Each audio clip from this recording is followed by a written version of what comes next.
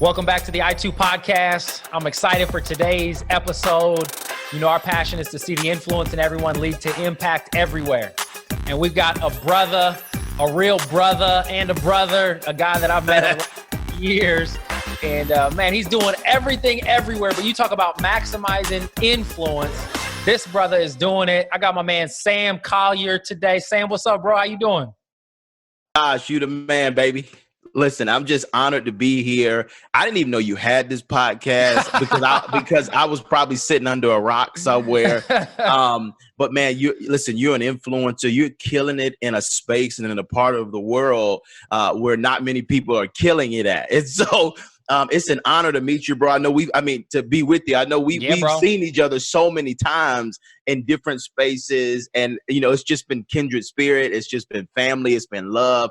So I'm honored to be on this platform today, man. Whoever's listening, y'all keep listening because this brother is incredible. Get with him, stay with him, lock in. So, and we both ball. We both ball. So that's a good thing. Hey, I was just going to say, number one, thankful for both of the listeners that are listening. Mom and dad, what's up, guys? How you doing? But it was one of those things. It's like, man, I still remember being in that room and there was prayer and conversation and you started talking about reconciliation and diversity.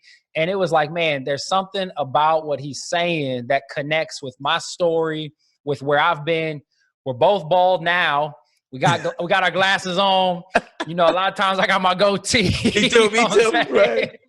But like your story, man, connected so much with some of my experiences. I'd love for those who are listening just to, first of all, start with your story, which I say this, I know you've got a book that's like in pre-release. I think release date is August 2020, called The Greater Story. Yeah, is that what it's called? Come on, man. A Greater Story. A Greater. Same thing, though. You type in The Greater Story, Sam Collier, A Greater Story, Sam Collier. Come on. It's coming out on Baker Publishing August 4th. Holla at your boy. Come on, listen, pre-order right now. Help your boy get on some list or something. You know what I'm saying? Like, yes. I'm so excited about it, man. It truly is a wild story. It's an incredible story. It started, you know, and I'll just really briefly, you know, it started, at 2 months, I got adopted by an incredible couple. Me and my twin sister were born into poverty. Crazy situation. Dad addicted to crack cocaine. Mom extremely poor, going through a lot. And she had 3 kids already. She has 2 more. That's 5 kids, age 21. Wow. And she's, you know, kind of faced with the decision of whether or not, you know, to keep us or raise us in poverty, or give us up. And so she gives us up for adoption, man. And we get adopted by a lovely couple who had just given their life to Christ for the first time. My dad's 3rd marriage and my mom's 2nd marriage. And this was their opportunity to do it right. Wow. And so, man, they adopt us and raise us in Christian home, you know, introduce us to Jesus. My dad pastors for 4 years. I'm raised on the streets of Auburn Avenue because my dad had a barbershop down on Auburn and right across the street from the Martin Luther King Jr. Center. Right on the same street as the SCLC, Southern Christian Leadership Conference, which is Martin Luther King only organization. And it's wild now that I'm working with his daughter all the time because I grew up on the street that he grew up on. I mean, it's just been like, it's this crazy thing. And I keep learning more things about my story as we go on and as family comes out of nowhere and so on and so forth. So, man, that was my childhood, man. And long story short, I won't let the cat out of the bag, but I will say we were on the Steve Harvey show. Yeah. Some crazy things happened, and we discovered so much about our story. In fact, today, when we're recording this, there's going to be an episode that comes out on Steve Harvey's Facebook platform right now, and it's not his show. It's a segment that he's doing called Mentorship Mondays. And me and Steve reunite with 2 other young boys that have been, I think they've gone through some adoption types of things. And we talk, man. And I tell Steve about the book. So it's probably, by the time they listen to this, it'll be out. Go on Steve Harvey's Facebook and Instagram, and me and him are wrestling with some of this stuff. Wow. I mean, First of all, I didn't know this when I first met you, but I started to find out about your story later. And I go and I look up the episode where you're on the Steve Harvey show. Bro, you were on the Steve Harvey show. And, it was crazy, bro. And like you share your story and you're there with your sister. And then just the whole episode, the way it unfolds. I mean, I was emotional and just like getting even a greater glimpse. People are the way they are because of the experiences that they've had. That's and right. you just talk about your history and your story. And I love how God has like put you in a position now where you're not only using your story to inspire people, to compel people, but you're drawing out some of the points in your story that people can take for their own story and understand the story that God is telling through their life. I think one of the things that you always say is that when our story connects with God's story, it leads to a greater story. Did I get that right? That's right. Come on, baby. Hey, I'm stealing it. I'm stealing that, man. And it's so real. Yeah, man. And that started for me at North Point Ministries. Yeah. Many people know, or some people don't. Some people don't know, but some people do know my kind of claim to fame, if you will, in the Christian space. It started at New Birth, Bishop Eddie L. Long, but it really came to fruition with Andy Stanley down at North Point Ministries. And, I always say this, you step on that North Point stage and, it's like getting a Harvard degree, it's like, people stamp you and so on and so forth. But Jeff Henderson, who is one of the lead pastors there, who used to be over all sports marketing at Chick-fil-A, saw the Steve Harvey episode and said, Sam, you got to figure out how to tell this story in a sermon form. And he said, I want you to tell it in the middle of this series that we have called Cast Member. Wow. And, he's a marketing genius. So he just crafts these statements and these words and it just comes out of nowhere. He's just like talking.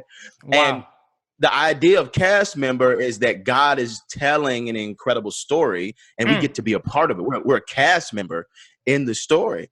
And so I'm telling Jeff, I'm like, how do you want me to tell it? What should I say? He said, well, just tell me the story. So I start telling the story. He says, I want you to tell it just like that, And so I'm like, North Point is all about bottom lines.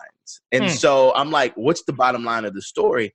And he said, well, Sam, the bottom line for the series is when your story connects to God's story, it leads to a greater story. Come on. He said, and so why don't you just keep that, and map, because we're all a part of God's great, story and our ability to connect to what he's already doing, right, will determine whether or not we access that greater story. I mean, we know people who are in life they miss the greater story. I think, I can't fully explain it theologically. We know that God is sovereign. We know that he's on the throne, right? We know that he's unchanging. He's in the midst of this, but there are individuals that die a little bit too soon.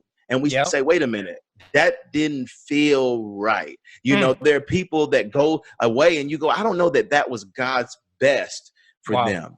And so accessing and connecting with the greater story is choosing and getting into what God's best for you. That plan that he has set forth for all of us. Come on, man. Just a couple of things that I want to highlight based on what we've already talked about is number one, God's got a greater story for anybody who's listening. And no matter where you start, no matter what you've been through, when you connect what you've been through to what God wants to bring you through, oh my goodness, the sky is the limit for what God will do in and through your life. And so again, you've got to go read Sam's book because it'll give you a picture of what it looks like to connect your story to God's story. And you'll be able to see some of the possibilities for what can happen. But number two, I love in your story, God used somebody else to put you on a platform that you could never put yourself on. That's right. And for many people listening, we've got business leaders, we've got pastors, we've got professional athletes. Your influence might be the very influence that puts somebody else in a position to reach their potential in a way that they couldn't otherwise do on their own. Man, and when it comes to our story, we need each other.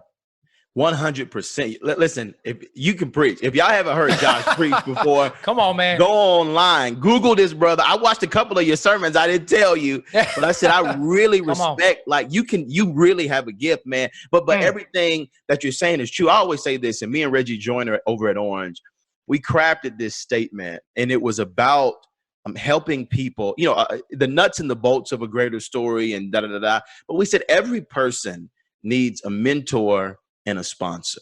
Every person needs a mentor and a sponsor. Yes. And many times that can be, the same person. Yeah. But many times it's not the same person, but everybody needs somebody that's going to pour into them and teach them and show them the way. And then everybody needs someone that's going to platform them. That's a sponsor. A sponsor, you know what I'm saying? A sponsor platforms you. They give you opportunities. And sometimes it's not the same person. So I think we all can look through our life and see people that were sponsors to us. It's like, I didn't know you, but you met me and you just you put me on game. You gave me an opportunity. You didn't have time to mentor me, but you put me on. You know what I'm saying? And we need both. And many times I'll see people that just have mentors, but the mentors can't platform them. Wow. And so they have all the knowledge, right? But they don't have the opportunities. And so I just want to piggyback on that. And as we're talking to business leaders, and as we're talking to pastors, and as we're talking to influencers, I'm going, maybe you can't mentor somebody, but maybe you can sponsor them.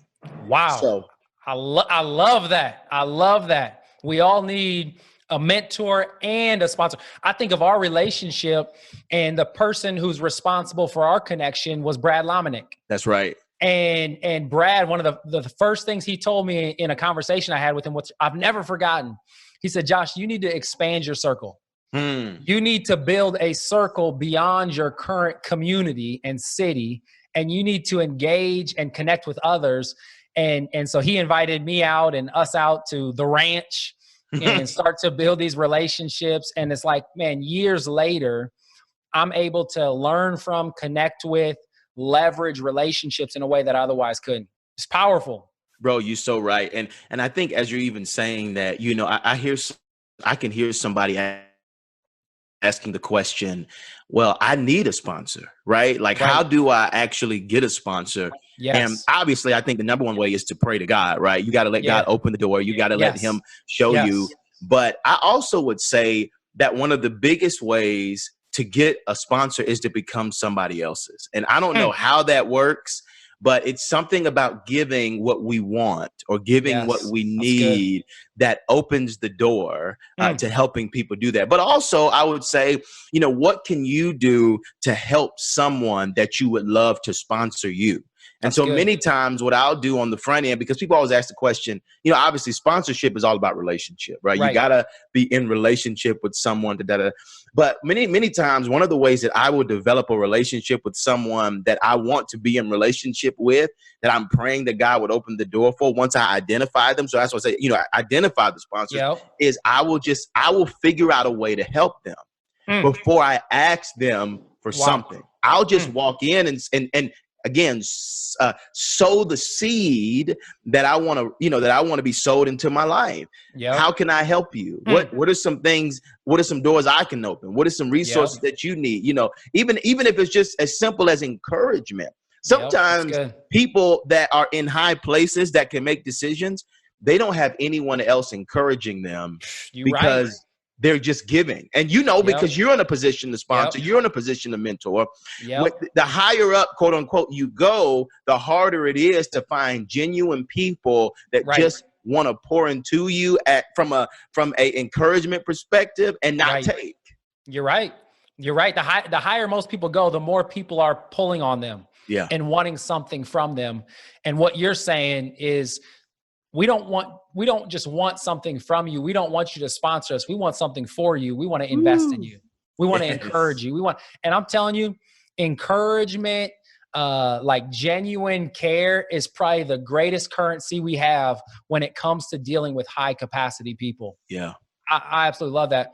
I think too, one of the reasons why I connect with you so much, man, I grew up being mentored from a distance by Andy Stanley. I mean, man. I was devouring all his books and communicating for change. And you talk about the bottom line, and there was such a leadership anointing on him and other leaders that probably guys in our culture, in the African American community, there just wasn't that same level of leadership content being communicated. 100%. And so I love, man, I just love seeing like leaders from every walk of life carry that leadership. And what I would say, because there's somebody listening going, what, you mean black leaders can't lead? No, we're not saying that. I think what we're saying is, because I experienced this, what we're saying is there aren't a ton of black leaders that actually have leadership content that can teach you how to do it. It's one thing to do it. It's another thing to be able to teach people and to develop resources. Let me say, at Orange, we spend a lot of time, Orange Conference, for those that are Orange Conference, Orange Tours, Orange Curriculum. One of my roles at Orange is to help us diversify our platform. So the stages that, that we have and the people that we have. And I'm going to tell you, it's one of the things that is the criteria for someone being chosen or selected to speak on a main stage is that they have to have leadership content, because the conference is kind of a leadership focused conference. And so I can't tell you how many times I have been in a meeting and trying to get someone on a platform and them saying, can you just send me a leadership talk? Can you send me a book that they've written on leadership? And I'm like, I don't have seriously, and it's so difficult, and some of it has to deal with what our community focuses on. I mean, a ton of our leaders, in terms of black leaders, have sermon content, and they have everyday Christian content, and they have, but very few that have leadership content. And Andy Stanley, I mean, he's got like 50 books on leadership. And they were doing leadership. I think the gap has continued to close. There's guys like you. I mean, there's so many more African American leaders developing great leadership content today. Obviously, TD Jakes has been there for a while, and I think in the last decade or so, his content on leadership has started to really, I think, catch momentum in the broader culture. But it just wasn't a thing for me. It highlights just the gap within our broader community when it comes to opportunity, when it comes to those who are on the forefront of what's happening. Which, side note, man, I'll just be waiting for my call for the Orange Conference. I know you're looking for a diversity of speakers, man. Hey, man, come on, baby. Let's figure it out. Look, we'll figure it out. I'm going to tell you who the plug. Can I tell you who the plug is? Brad Lamine. I'm going to go ahead and tell you. Come on, Brad. Brad, there is actually but I'm glad you said it, because I'm going to put in a good word. There is actually a leadership conference within Orange for senior pastors and senior and executive leaders. And Brad Lomenick and Carrie Newhoff curate that content. So I just want to after we get off the call, let's make the plug. We're going to get in there. We're going to follow up with Brad on that. But I want to talk about the gap, the gap. And part of what you do is you try to close the gap. You're minding the gap with Orange and with your podcast and your conversations and all that you're curating and doing. Like, talk to me about what you see when it comes to the black community and the white community, and how you're trying to bridge the gap. Oh, man. I remember the first time I went to Catalyst Conference in Atlanta. I remember the first time. I was young. I was maybe 21. I was working. I was at New Birth with Bishop Eddie Long. I was over young adults, high school, college, praise teams, choirs, bands. I had a lot of leadership responsibilities at like 21. And I remember, his name was Pastor Darius Wise, who is no longer, he's no longer pastoring at Denver United, but he was there and still teaching, still one of the teaching pastors there. But he was my direct report. And I remember him saying, we all going to Catalyst. I said, what is that? Catalyst. He's like, I'm going to take it. He said, come on, you just got to go. And I went and I was like, what is this world? Like, it was like I went to the backside of the mountain. You know what I'm saying? Like, I'm like, I didn't even know this was over here. And so when you talk about the Gap, man, you know, I didn't get my first white friend until I was 21. Wow. And so you talk about growing up in a homogenous, like, kind of society, Right. and when I say society, your immediate community, homogenous community, and literally that becomes your world. It's interesting. What I liken the Gap to is, and we'll talk a little bit more in a second, what I liken the Gap to is like the first time I went to Kenya. I went to Kenya and I stepped off the plane in Nairobi.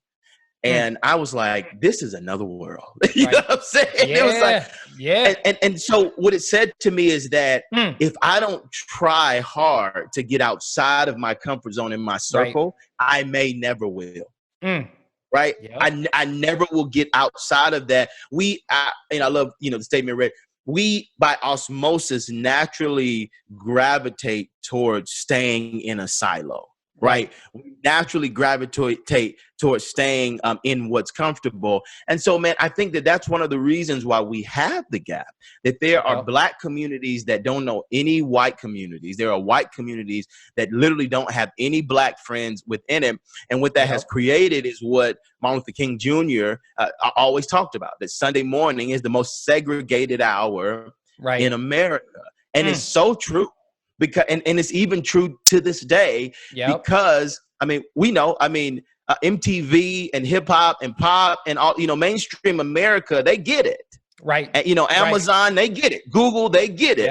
Right. Facebook, you know, in terms of the actual platform and all, they get it. We're coming together. Nelly is doing songs with Florida Georgia Line. You know, Justin Timberlake is getting with Timberland. But for some reason in the church, we just gravitate towards what's comfortable. And so you have these worlds, man, that focus on different things. It's the reason why there's a ton of leadership content in the white context, but there's not a ton of leadership content in the Black religious context. Right. And it's the reason that one church focuses on, you know, getting through the by and by, and another church, you know, in the other context focuses on just being saved and not going to hell. You know what I'm saying? Right. That's an overgeneralization. That's an overgeneralization. Because not all of Black churches are focused on their white churches, but there are that when we talk about majority, right? There are a ton that are. So it's just, man, the gap is wide, bro. But let me ask you this, and we might get a little controversial. Maybe controversial is the wrong word, but I want to press into something a little bit. And you talk about the gap. You talk about your own experience in going to Kenya, and how stark of a contrast it was when you walked off that plane.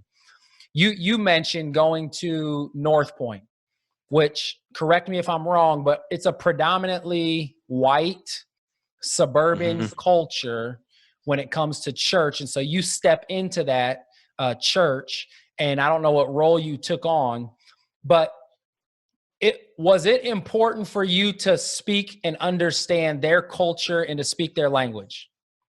Listen. And how much of that has played into you and guys like us having to learn a language and a culture that isn't naturally given or passed down, and having to adapt? Yeah, you know, I would say, you know, on the statistics end, it definitely was probably about 90% white when I got there. And 10 being other, not necessarily just Black, but other. Since I've been there, and this will speak to progress, it's increased about 30% now. Wow. You know what I mean? And that's a lot out of 40,000 people.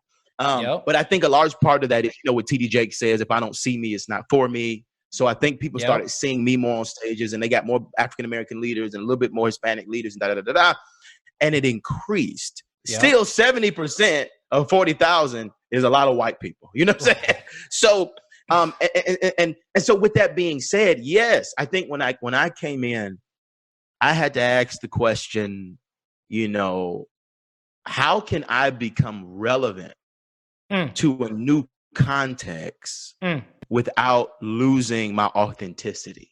That's good. And that was very hard, bro. And what that meant is that, yes, I had to learn white culture first. I had to learn, you know, I always say this, my learning curve was huge at North Point, because North Point is, I always say, North Point, you got white churches, black churches, Hispanic churches, multicultural churches, then you got North Point. It's on a whole, you know, Andy is like floating in his own world. He's doing his own thing. He has his own ethos. You know, he's got, you know, he pretty much, you know, with the last book, Irresistible, went after theological reformation. You know what I'm saying? Like, it's just like, you know, so, which we don't have to talk about. But, But so with that being said, I had to learn white culture. Then I had to learn white church culture. Then I had to learn North Point. So you put all three of those together, and you're talking about somebody that comes. I was the first of my kind, and what I say by that, what I mean by that is not just black, because there were definitely some black individuals that were leading, but I was kind of the first that came from a Pentecostal black church background. So that made the learning curve even bigger. And so, man, and so when I teach on even diversity now, I teach on my story, but I reverse it. I go, I had to do all these things to learn about white culture and to be relevant in white culture. If you're going to be relevant to another culture, to any culture, you got to do the same thing I did, but in reverse. And so what did that look like? It looked, I had to learn the music.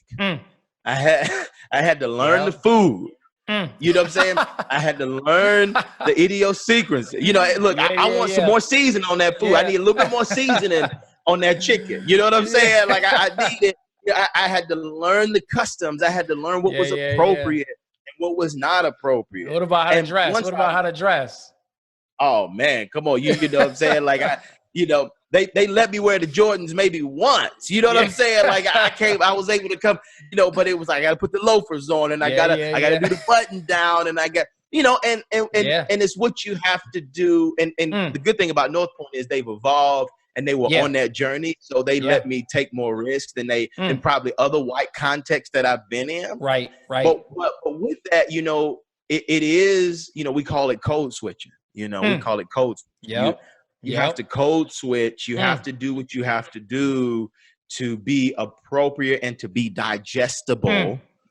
To a culture that is not familiar with your culture, besides what they see on Tyler Perry movies. You know what I'm saying? And so it just becomes who you are, or what they see in the news. And it's like, you know, and it is what it is. Because before I got white friends, I thought all white people were one way. And so it was what it was. I'm like, y'all don't like this. All y'all can't dance. All y'all can't all y'all racist. I mean, because that's what I was fed. And so it's easy to see how when you're not around another culture, when you're not culturally sensitive or developed, how you can limit that culture. I love just hearing you share, and I see why God has used you to be such a bridge, because you don't share from a place of hurt or pain. You share from a place of gratitude, and you've been grateful for the experiences and opportunities that God has given you. And even you see it from your own perspective, how you've had to, you know, shift some of your own beliefs and perspective on the white culture. I do think there's something about when you're not a part of the dominant culture, in order to gain influence in the dominant culture, you have to understand that culture. And you've had to do that. You had to do that at North Point. And I think just as a whole, you know, a lot of people that are a part of the dominant, let's say, white culture, don't ever see the need or feel like they have to understand other cultures, because quite frankly, that's not going to change the budget. That's not going to change the influence that they already have. They don't see the need for it at a greater level. I'd love to ask you though, because I know you work with businesses, the Chick-fil-A's of the world. You consult them and other businesses. What is the business world doing that the church can learn from? Oh man. Well, one more thing about diversity, then I'm gonna jump into the business world. I speak about it very positively because I'm on the other side, and not just North Point, but I mean, I've been in so many white organizations and I've had to learn, and there were some painful moments in some organizations for sure. And that the most painful moment is when you have to make the choice between, do I cross this line, or do I keep my authenticity? It's the authenticity line. That's good. And there have been many opportunities I've had to turn down because I was being asked to change who I was versus adapting to a new environment. Because it's one thing, I always say the best type of diversity is when you can be authentically you and relevant to a new space. That's good. And many times that's threatened. And so I would just encourage any minority that's in an environment, that's in a predominant environment, and they're being challenged to not be them for the sake of being accepted. I would say, don't ever trade your culture or your authenticity. Now, there may be, Paul says, I become all things to all men that I might win. So a part of that is becoming all things to all men, but you can become all things to all men without losing you. That's good. But that's a conscious decision. And many people will try to take that from you. And you have to grab a hold. And if it's between taking an opportunity and losing you, then you got to lose the opportunity. So that's good. I'll say that. Anyhow, so in terms of the business, let me say this as you transition to the business world, because that's so good. What is the business world or the church world? Which culture is leading the way in terms of this diversity conversation? Which environment or culture is actually jumping into it? Is it similar? Is one different than the other? Like, how is what you just said translate as you work with the business community? Man, that's so good. The culture, the church is always 20 years behind the world. Always. In music, that's good. In leadership, you know what I'm saying? Yeah. Now, and again, you have your outliers because I'm always thinking about my white friends. They're like, no, it's not everybody. I mean, you got to be. I'm like, okay. It's not. Right, you have one or two outliers. Yeah. But for the most part, we're always 20 years behind culture and diversity, all of that. And so, what the conversation that the business world is having now, that I spend a lot of time in the business world helping them think through diversity as well, is the conversation they're having is not about representation. They're having it about power. And they're like, hey, we got, out of 100 Fortune 500 CEOs, we got 10 minorities. We need to get that number up to 50%. They're talking about power and influence. They're talking about, hey, now we've diversified our organization, but now are we culturally sensitive? Is it a place where, as a Black woman or a Black man or Hispanic, when you get excited, people are not going, oh, he's the angry Black guy now. You know what I'm saying? Right. It's how do we honor what you're doing? It's how do we give you a seat at the highest table, not just a seat in the room? It's good. And so I think in the church, we're having the conversation about representation. Yeah. We're still on a representation conversation. When we need to be on the power conversation and the dynamics conversation. But I'll say this.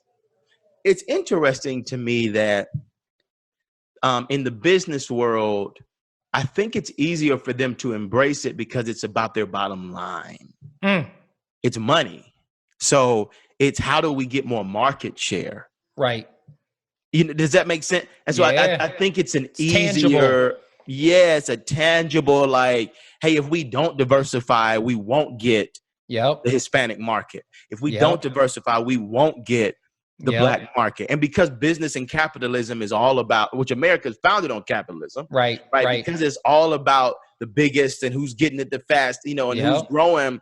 Once you got white people, where else you gonna go? You know what I'm saying? And so you have to focus on that. In the church, unfortunately, I think for many of us, we have chosen to be okay with reaching one community. Yeah. And that's not the gospel. Yeah. Right. I mean, it's all should be saved. I mean, it jumps from, Israel being the ones to, whoa, we got to open this thing up. Right. Gentiles and alike. You know what I'm saying? Like everybody needs to come. And so, and again, I'm not saying you have to try to reach people that you can't reach, like that aren't in your vicinity. Right. You talk about people coming in, right? If your city, if your church is about reaching your city, you got 10% minorities. Well, I'm not gonna be mad at you. You know what I'm saying? Because you ain't reached 100. You don't have them in the city. Right. But what are you doing to reach the 10? Yeah. And then now that we've got, now that we've got the web, right. Now we are responsible for reaching the world. Right. Earlier when you were talking, I thought about that when you were talking about the business community. They're going after market share, and they're going after the entire market. And until they have the entire market, they're not satisfied. And our markets, we've shrunk our markets down to a local community that isn't representative of the entire gospel in God's heart. And I think too, like if I look in scripture, they were focused on cities and locations. Now we're so focused on unique expressions. And so it's okay to have a church on every corner because we're a different denomination or we're a different expression versus, man, together we're going after a city, which requires that we engage in diversity. 100%. And I think it begs the question, what does it really mean to become all things to all men? Because I think we'll say that until we have to change something.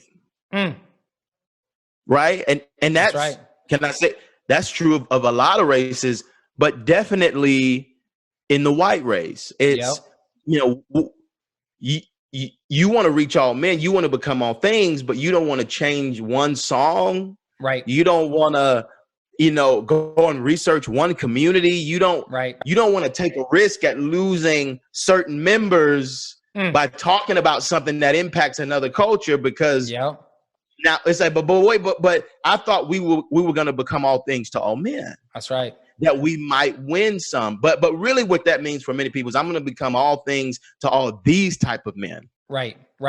And women, not all men, but the scriptures say all, and the Great Commission says all. And for those that are in a city where minorities are down the street, come on, we don't have any excuse. Come on. We don't have any excuse. Come on. Go ahead. In Andy Stanley's book, Irresistible, he reminds us that to love our neighbor is to love people who are not like us. And so on any given Sunday, we're worshiping mostly with people who are like us. And so to create and be the type of church that goes to other parts of the city, that extends beyond our comfort zone and engages a community that's so different than us, is not only right, but it's biblical. And it's not only what we see in the business community as engaging a broader community, but it's the heart of the gospel. And so I just think as faith leaders, we have such an opportunity. And I preached a message over Easter, and my bottom line was crisis is a catalyst for change when Christ is in the crisis. And I just believe that this COVID-19 crisis, and even this, you know, Ahmaud Arbery crisis, where his life has been taken unjustly, presents an opportunity for the church to change. And we talked about before, I mean, this crisis, the COVID-19 crisis, has affected the Black community in significant ways. What have you seen in terms of how this crisis has affected the Black community? Oh man, you know, I don't know who said this. I think maybe it was Carrie Newhoff who said that crisis just magnifies what was already there. It speeds it up, it escalates it, it multiplies it, it magnifies it. So what was already there just gets bigger. And so I think, you know, minorities and Black people were struggling and dealing with stuff before COVID-19. They didn't have proper health care before COVID-19. They were dealing with, you know, certain poverty before, in terms of the ratio of, you know, the average Black family in America makes 30 grand a year. The average white family makes 100,000. So with that being said, it just magnified it. So no, of course the deaths are more. You know, they were already struggling. They had health problems already. Diabetes was already running rampant through the community. They were already without jobs, so they were all their immune systems down. I mean, so we see African Americans dying in droves. It's ridiculous. In certain communities, they don't have the proper, precautions in place in certain restaurants. So, we're here in Atlanta, and Atlanta right now is open. Well, most of the country is not open. Right. Atlanta and Georgia, the entire state is open. Wow. I think you can't have over 50 people, but all businesses are open right now. And so with that being said, I wasn't concerned about Alpharetta. I wasn't concerned about certain parts of Marietta, certain parts of Buckhead. I was concerned about Bankhead. I was concerned about Donnelly Hollowell, where they were already poor and they were already dealing with stuff, and the precautions weren't in place to help them navigate certain things. So if I go into a grocery store in Alpharetta, right, which I do often, then everybody got a mask on. Everybody. Right. And on the door, there's a sign that says we're limiting the amount of people in the store. Right. You go to the hood. Maybe. Right. Maybe. They ain't no mask. No signs, they can't find no signs, they can't find a mask. I mean, so it's like, it's the result of what was already there, man. Yeah. And so it's just killing us faster. So like, in terms of even what we were talking about earlier, I think this crisis has highlighted some of the challenges in the Black community.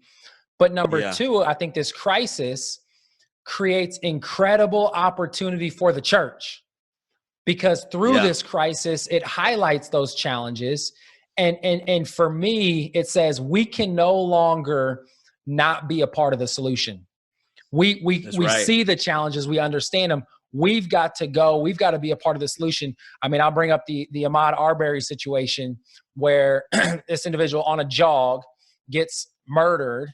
And then for several months, the story is basically unsolved. There's footage showing exactly what happened, but the individuals don't get arrested. No action is taken until it becomes public. Another crisis situation that causes us to no longer look the other way, but hopefully is a catalyst to saying we've got to change some things in our churches and we've got to be a part of the solution. Have you seen that happen, or have you been a part of some of those conversations?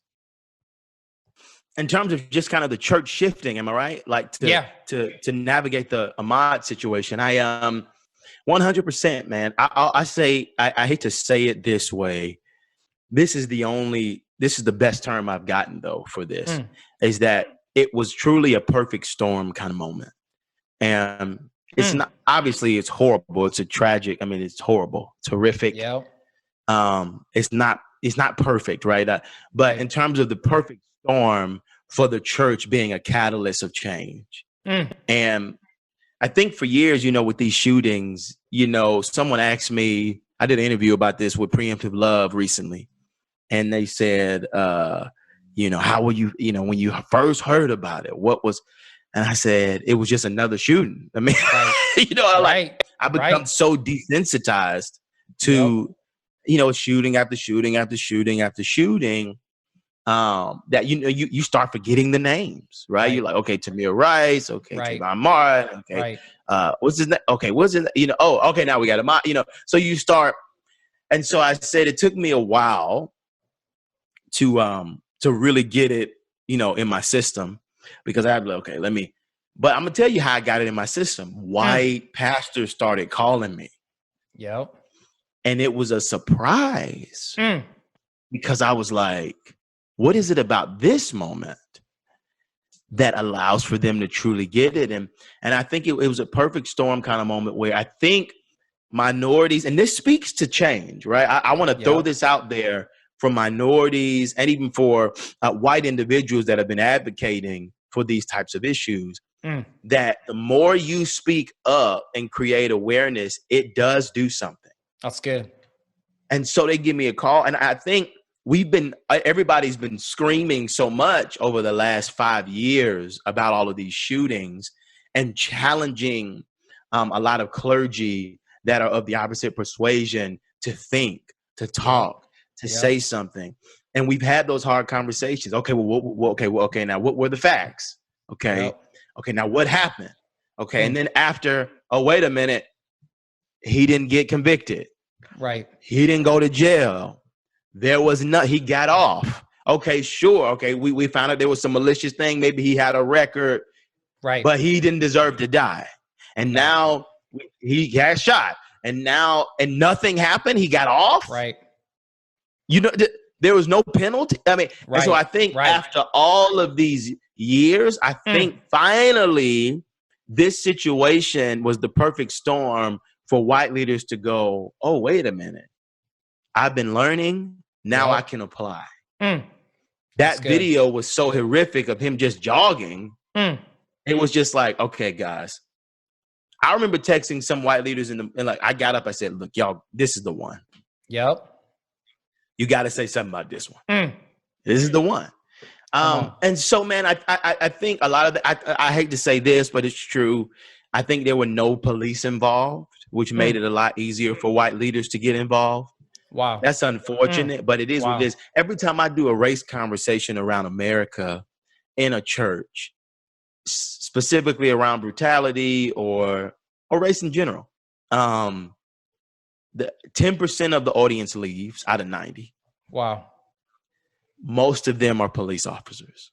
Probably about 80% are officers. Wow. And so, and I get it, you know, they've got, you know, they're in the field, you know, for a large part, the police community is kind of like a gang in itself in a healthy way.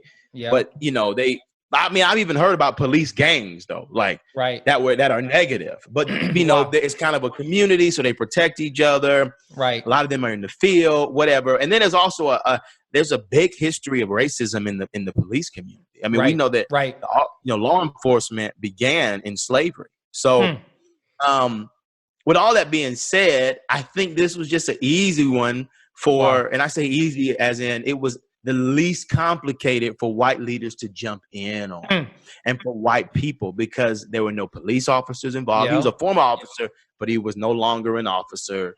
He was jogging. The video was clear. The culmination of all of these years of learnings and boom. Wow. So I've actually been encouraged by the white community on this one. They've spoken up a lot more. I mean, it's hard to say that, but it's so true. And I think for a lot of the reasons why you're saying what you're saying, we're actually holding a gathering here this week to have conversation. And I feel like the perfect storm between COVID-19, this just tragic situation, like it's just highlighted some of the challenges and it's highlighted the gap. And I've got more, I would say, pastors and leaders saying, you know what? It's not okay for us to just sit on the sidelines and watch. We've got to use our voice. We've got to use our influence. We've got to be a part of the solution. Man, I could talk for days with you. We're going to have a part 2, 3 sometime in the future. I mean, you're everywhere, by the way. I mean, you got your book coming out. You're all over social media. Go to Amazon and order A Greater Story. Come on, man. I'm going to get my copy. I'm going to Amazon. I'm going to send it to you so I can get your signature in it because it's going to be worth something. Hey, whatever you want. All right. Your light-skinned brother in Omaha, Nebraska. That's how I want you to put it out. That's what you want me to say. That's what I want you to say. But seriously, bro, thanks for taking the time. Just one last thought. As we think about really trying to help inspire people to use their influence to impact the world around race, around social justice, around their story, what is maybe one final piece of encouragement that you would invite people into during this season? Yeah, man, I think what I would say is in every, how do I want to say it? In every crisis, in every, here it is, change, because that's what this is. It's a change. Yep. In every shift, there are two opportunities. There's a challenge, and then there's opportunities. There's challenge and opportunity. There's two things. And you can either choose to focus on the challenge, or you can choose to focus on the opportunity. That's good. In every shift, there's a challenge and there's an opportunity. You can choose to focus on one or the other. And my encouragement to all of us is, you have to deal with the challenges appropriately, right? I'm not saying don't deal with it. You have to, but don't miss the opportunities. Yep. Focusing on the challenges so much. Get your challenges done, right? Steward them, manage them. For many of us, we've all had challenges. I mean, I've had deaths in the family since COVID-19 that died from it. I mean, we've had to change our entire financial makeup during this season when, we travel, we speak, we do a ton of things. We've had to go digital. We've had to figure out new business models. We're entrepreneurs. There's been challenges, but I have found that our success has not come from just solely focusing on the challenges. That's right. Our success during this season has come from looking at the opportunities. And I found that the businesses that shift, the leaders that shift, the individuals that shift towards the opportunity while they manage the challenge are the ones that come out winning on the other side. Come on. And so I would encourage people to do that. As we talk even about finance, and I'm done, one of the things I realized about money from an economist that I spoke to in this time, I made him walk me through every depression, through every recession that America has ever been in. And as I walked through them, what I realized and what he helped me realize about money is that it truly is currency. Wow. Currency meaning it flows. So if it's in one place, if it moves, it's going somewhere else. But the great thing about currency and water is that it never goes away. Wow. And so because money is there, you just got to figure out where it's flowing and find it. And you can only find it when you're looking at the opportunities. There are some businesses and organizations and churches that giving is up. Right. Business has flown through the roof. Now there's some stock that's dropped all the way to the bottom, but Zoom stock is through the roof. But it's because they've responded to the opportunity. Facebook is now shifting. So I would say that shift with the change to the opportunity and watch God do some incredible things. Come on, man. Such a timely word, seeking the opportunity in the midst of the challenges that we're going through. Every single one of us has a story. And if we can connect our story to God's story, watch out. That's where history starts to happen. We can be a part of seeing somebody else's story reach the potential that God has for them too. And when it comes to the justice and racial challenges and reconciliation, we all have a role to play. And we all get the opportunity to see things from other people's perspective. We get the opportunity to encourage people, to walk alongside them. And I just think now more than ever, that now is an opportunity to allow the crisis in our world to produce change in all of our lives.